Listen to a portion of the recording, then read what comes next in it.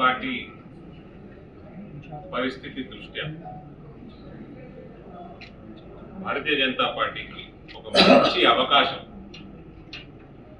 అది నా నియోజకవర్గమే కాదు రాష్ట్ర వ్యాప్తంగా కూడా మంచి అవకాశం. వాళ్ళకి అభ్యర్థులు దొరుకుతలేరు, 4 రోజులైతే నాయకులు కూడా దొరుకుతారు అందరు జిల్లాలో. అది రేవంత్ రెడ్డి నియత చక్కగా ఉంటే.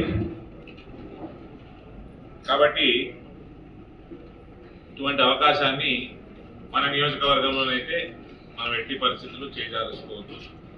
చూడండి, ఫోన్ ట్యాపింగ్ చేసిందా అంటే చేసింది, దానికి అనేక రుజువులు ఉన్నాయి.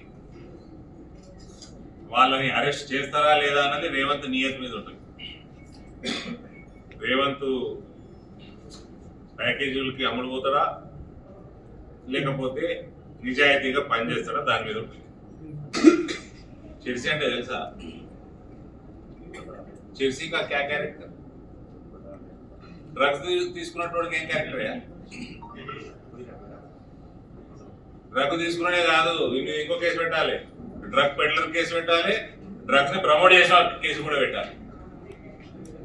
Is Pablo Escobar of Telangana.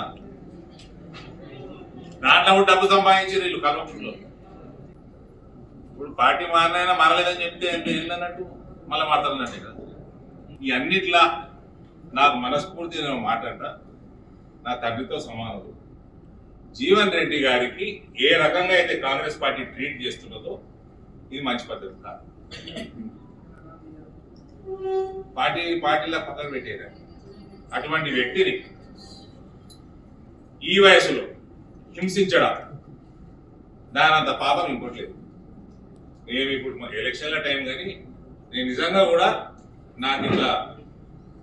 నాకు కూడా బాధ ఉంది. చక్కగా పోయి ఆయన పోయి పలకరిద్దామని ఉంది. ఎలక్షన్స్ టైం కాబట్టి కుదరలేదు, బాగుండదేమో. ఆయన కూడా మంచిది కాదు.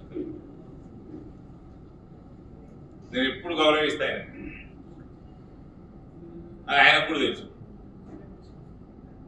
ఆయనతో కొట్లాడడం కూడా ఇష్టం లేకుండా నేను లోపల అనుకుంటుంటే ఈ పెద్దవాళ్ళ షెట్ ఎందుకు వస్తుంది కరీంనగర్ పోవాలి, కానీ ఆయన కరీంనగర్ ఎక్కువ సూపర్ ఇస్తుంది, ఇక్కడికి ఎందుకు వస్తున్నా అనుకుంటున్నాను. చరిత్ర సృష్టించినోడు ఇప్పుడు ఆ చరిత్రని తిరగరాయబోతున్నాడు.